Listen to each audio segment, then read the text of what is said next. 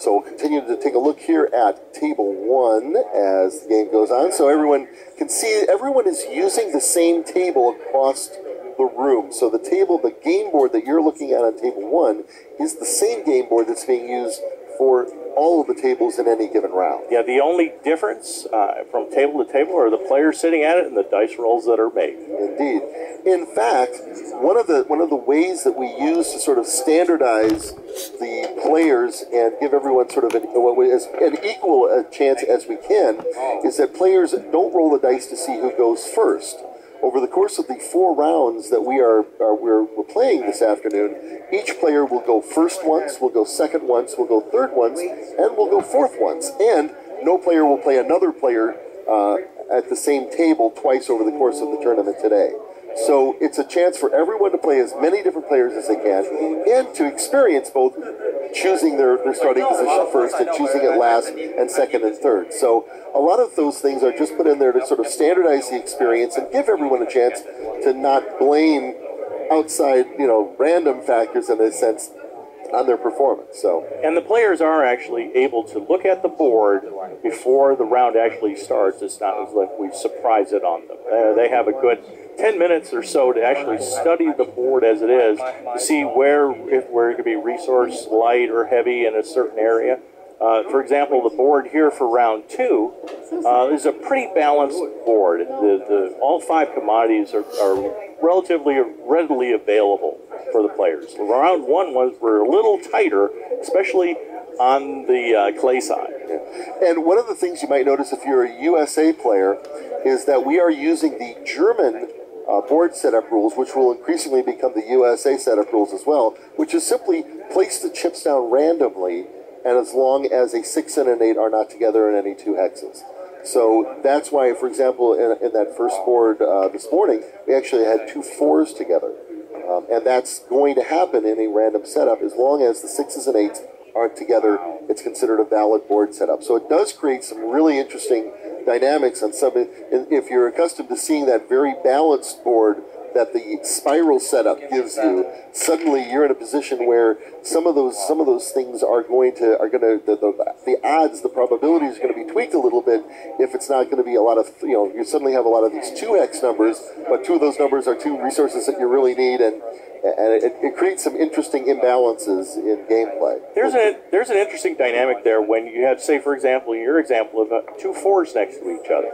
Well, you could start out with a settlement and hope those 4s hit early and often for you, because you're going to be getting 2 commodities just from your 1 settlement. And of course, if you upgrade that to a city, now that's a big bonanza. It's funny because, of course, when we were doing our dress rehearsal a few days ago on this, and we used that first board, and of course, I made a big deal about how those 2 4s were on the desert spot and how that's a horrible spot. It was the worst spot on the board from a percentage standpoint. And of course, on the feature table that we were watching, 4s got rolled 3 times in the first 8 rolls, and the player who was on those 4s was just loving life, and so math was my nemesis that day. I spent all this time talking about the probabilities and how horrible that spot that was, and she got a great launch off of that. So again, a good player is going to see the board, will take advantage of that, and, a little bit of luck hopefully with the dice, behaving the way it ought to over time. It's going to get you out of even a bad placement or a good placement. It may not be as good as what you would automatically assume.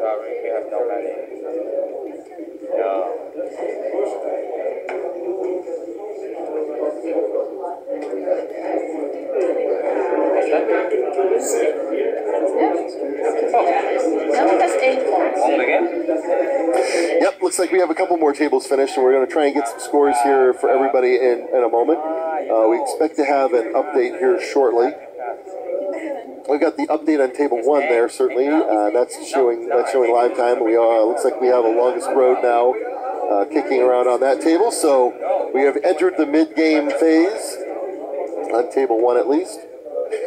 So again, we're right now in the middle of round 2 of our 2012 Catan World Championships. This is the qualifying round, so 16 players out of the 42 that are playing this afternoon will move on to the semifinals tomorrow morning at 10 a.m. Eastern Daylight Time.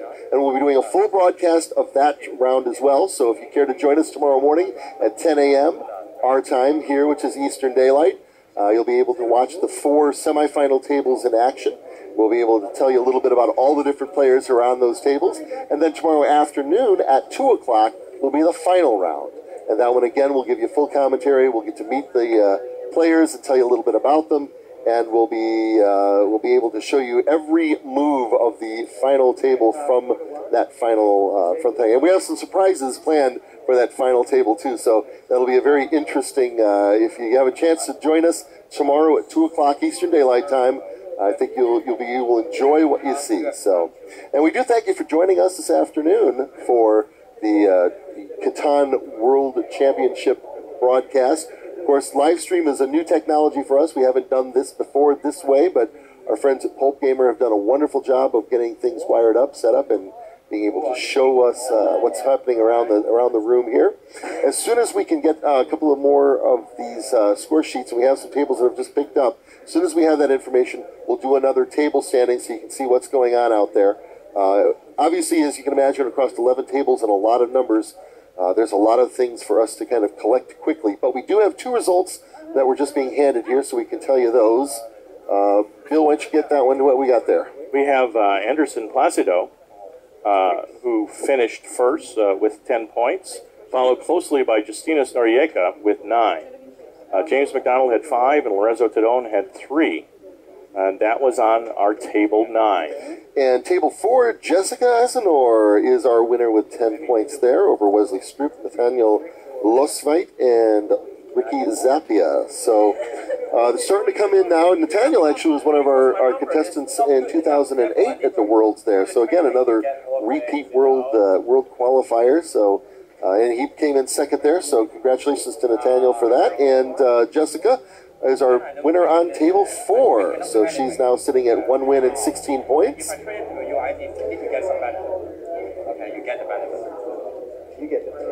we'll take a quick look here at Anderson. Anderson also at 1 win and 16 points as well. So we'll pass that back on and over. So as soon as we can get the other tables updated, we'll get you a full table standings here for this round. But as we get a table completed, we'll update you immediately as far as what's happened there.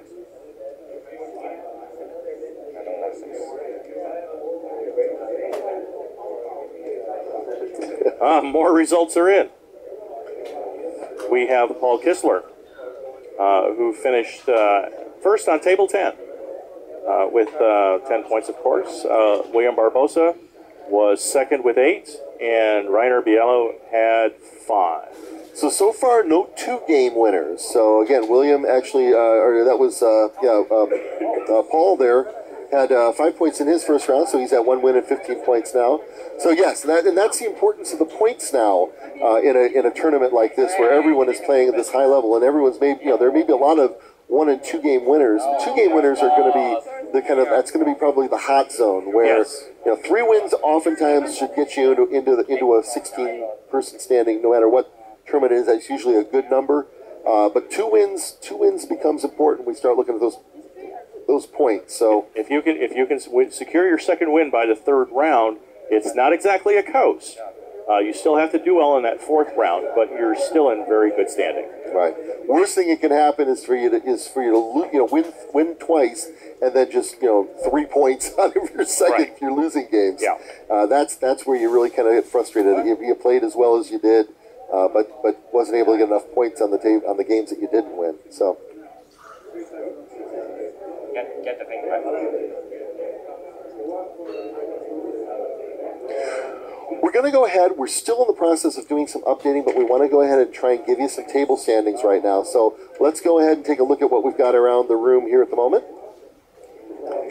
And we'll try and as best we can give you just some highlights of the names. We don't have to. You can obviously see the scores there. You can also see if someone has longest road or large Starmies. You can see how volatile their score is. Yeah, we have a close race at table 1 with 2 players at 7 and 1 player at 6. And Chiwan Chan, who used to have the longest road, no longer does. So that's been bouncing around. Table 2 is a horse race. We have 4 players each at 4 points. On table 3, we have a largest army with a player, Vilberto, has 5 points. And there's 2 5s and 2 3s at table 3. So that's still a game. And table 4 has already been decided with Jessica the winner there. And same with table 5 with Jorge winning that. Close match there with Michael at 8, William at 7. Just give me a 5.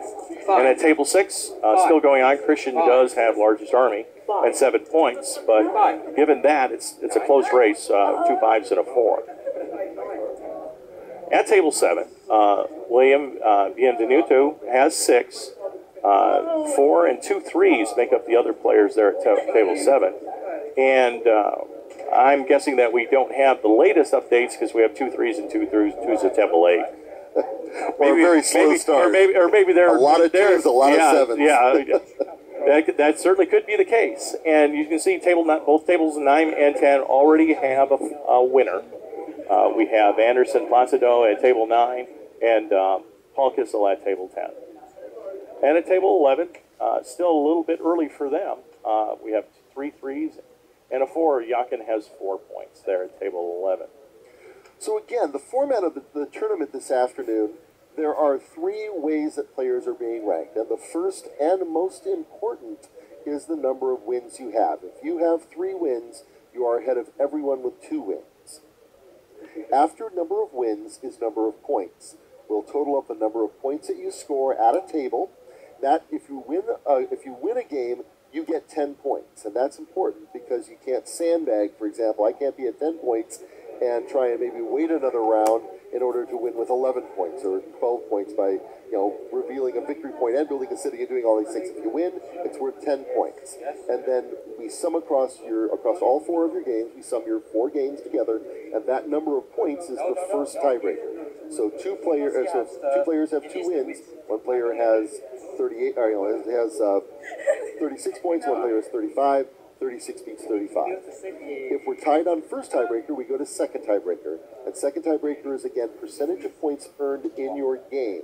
So if you have 10 points and your other players have 4 points, you have a higher percentage of the points at the table than someone who wins with 10 and other players have 9. So the faster or the more you crush your opponents, the smaller scores your opponents have, the better that is for purposes of the second tiebreaker. We have another table completed.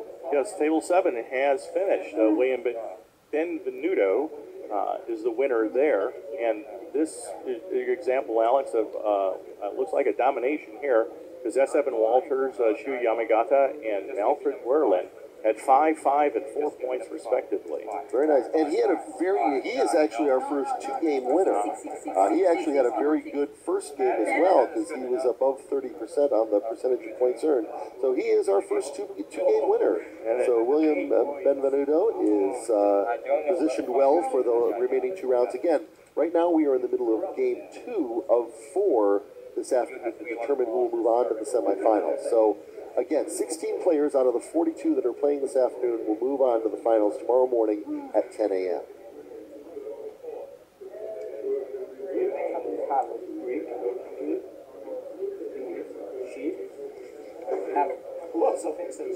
Again, we are playing this afternoon at Normandy Farms Hotel and Convention Center in Bluebell, Pennsylvania, which is about 30 minutes or so outside Philadelphia, Pennsylvania here in the U.S.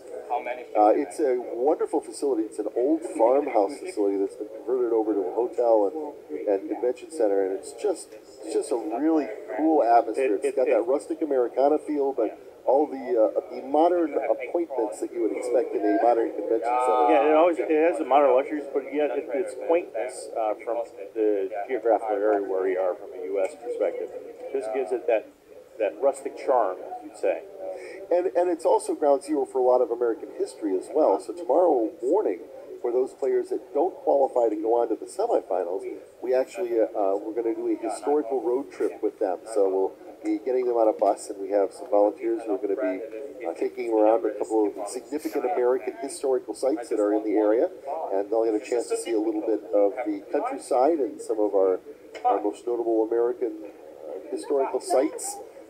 before they come back for the finals and lunch and being able to watch the afternoon and the evening festivities. So we really try and make this experience something that people are going to remember, not just because of the Catan games, but because of all of the other things that went to make this a really exciting, interesting trip for players above and beyond just the playing of games.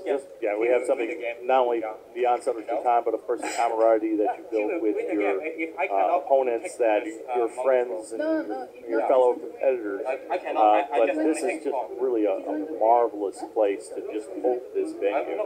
One of my favorite stories is we had in 2008 for the World Championships, we had 16 international players who played in that tournament.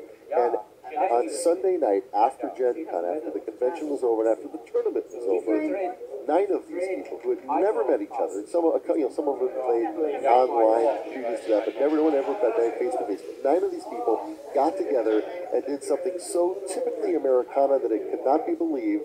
They all went to a World Wrestling Federation show in Indianapolis and had a wonderful time. They were posting videos and all, but 9 people that coming into the convention had never met each other, didn't know each other from any other stranger randomly, and within 4 days had played Catan, had this wonderful experience, and decided to have this shared experience of going watch grown men beat the crap out of each other. So it was a lot of fun. That's Americana right there. Anyone use an oar and a weight? Oral? Those two? No oral. Yep, we're waiting on scores. Obviously, it's a very fluid situation. We're trying not to put up scores until there's a major change on more than just a couple of tables. So as these tables get done, certainly we'll let you know as soon as a table wins. But for the most part, we're trying very hard to either let you hear some of the chatter on table 1, on the feature table, or to give you updates when and if we have enough change to justify. Right now we're trying to update this information on the fly, and as soon as we have enough of an update to make it worth breaking back into that thing, we'll certainly go and do that. So don't help him, or he's going to win if you give him another point. Yes, if it's my He's going to turn. win. No, I cannot win. Just a So it goes second. to 8 on this road. We go to 8 with longest road. He'll go to 8 points if he gets the longest road. Yes, that's my status. But she's 9 for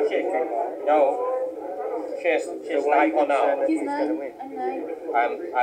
I'm 1, 2, 3, 4, 5, 6 only. 6 only. Yeah, right. He's going to make right now. I said Yeah, at table 1 right now we have 2 players with Go 9. to 9. Okay, I'm 9 again.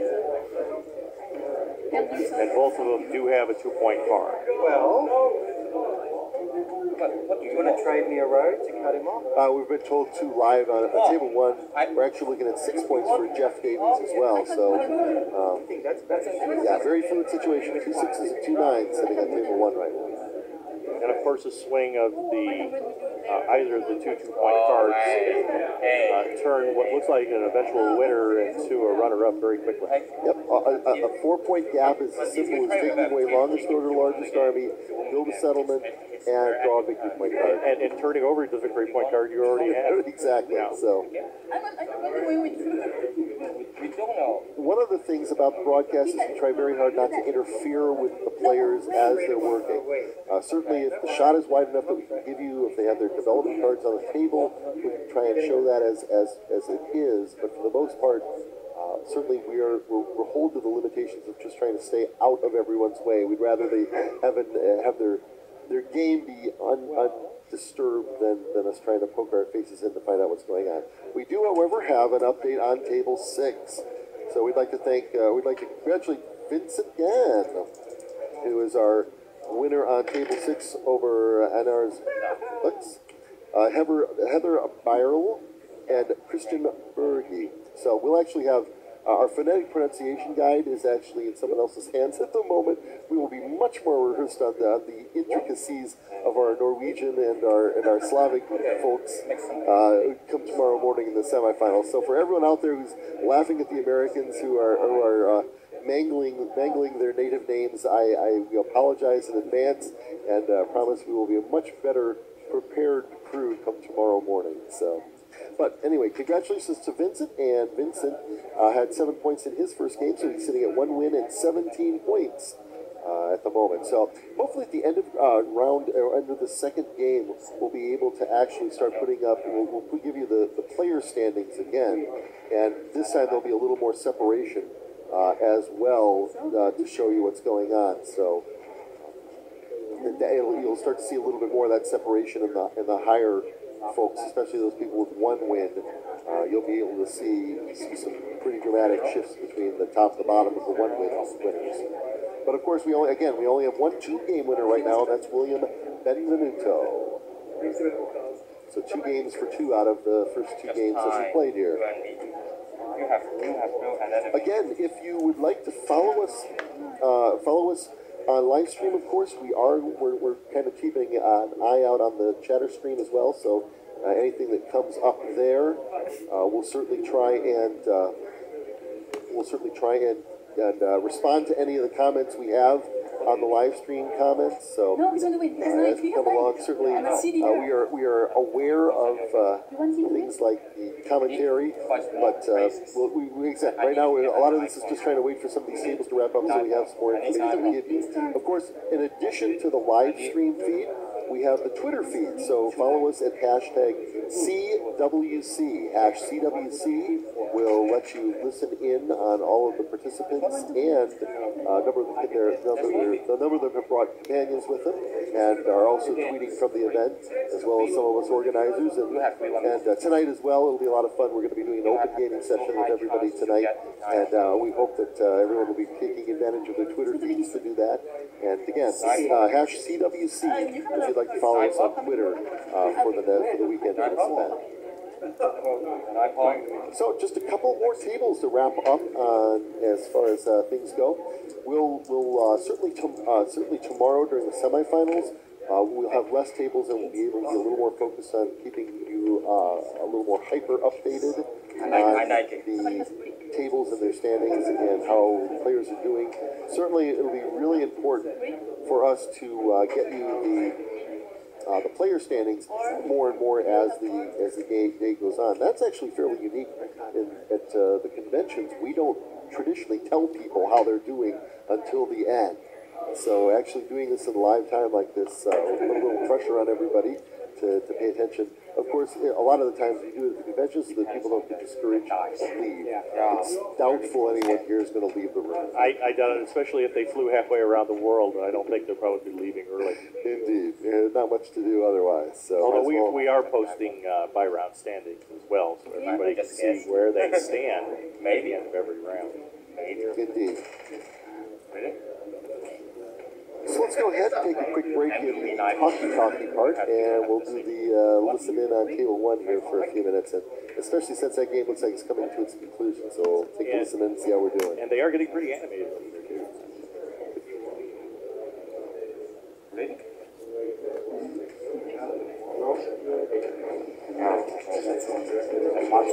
Much better.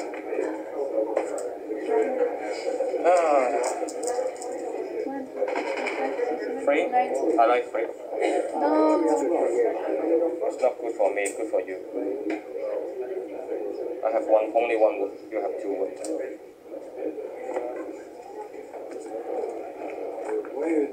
Congratulations. No. Still? Yeah, he's like, what was it?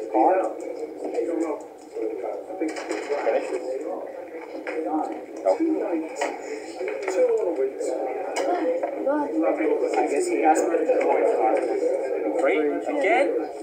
Oh, I should cut. Pause it. Card. Maybe because Yes, 3 points. I know. Of course, I know. Yeah. Good game.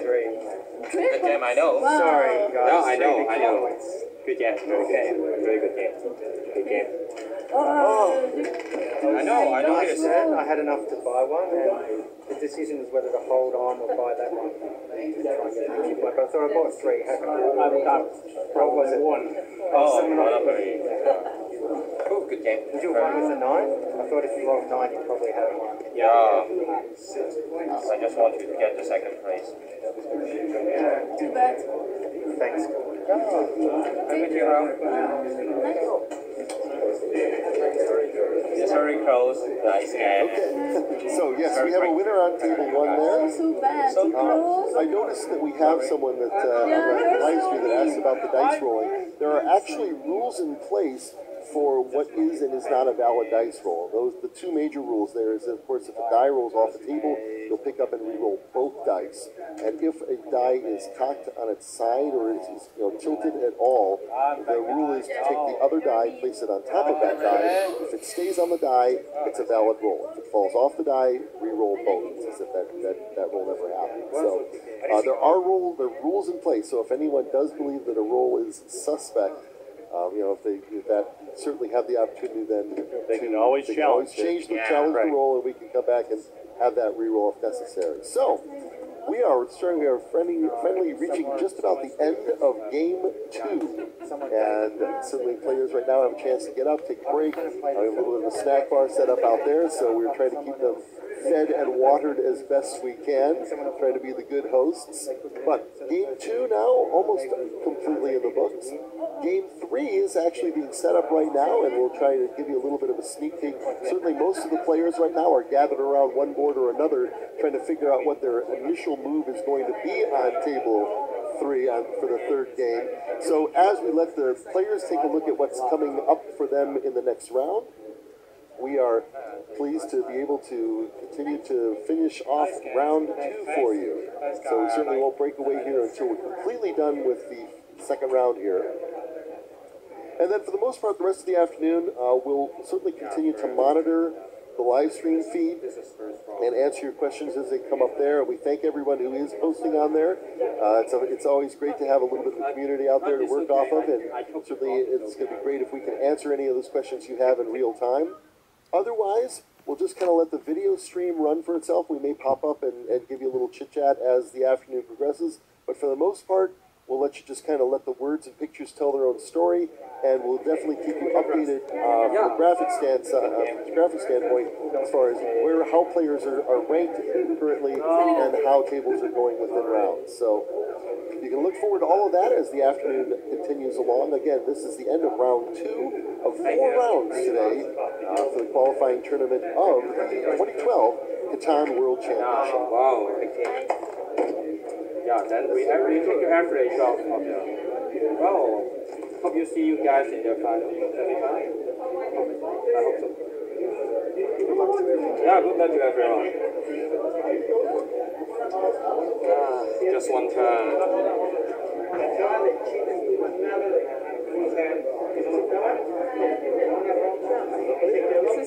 And we do have results on table 2. Arturo Victoria was the winner. Anatoly Nikornov, Marine Melbon, and Jordi Arau each had 7 points. And that makes Arturo a 1-game, 18-point player at the moment. So again, continuing the pattern, a lot of 1-game winners and only 1 2-game winner. And then at table 3, we have Michal Dumitru was the winner there. Wilbert Gagel had 9 points, Herbert Chigger had 8, and Jean Annette had 6. 1 win and 17 points for the winner on that table. So it continues that anybody in this room still has an excellent shot at moving on to the semifinals tomorrow morning. And again, those semifinals tomorrow morning are at 10 a.m. Eastern Daylight Time. We'll be doing a full broadcast of that. So make sure that if you're excited and interested to find out who moves on and who's going to be playing in that semifinal round, join us again tomorrow morning, 10 a.m. for the start of the semifinal round. And at this point, we have 1 table remaining. Is that correct? 2 tables? Trying to get a quick update. I know we have 1 table over here that's still playing. I think they're just looking at the next game. They may be looking at the next game, or that might have been one of the tables that had just finished. So we were just waiting for 1 table to complete here to finish off round 2.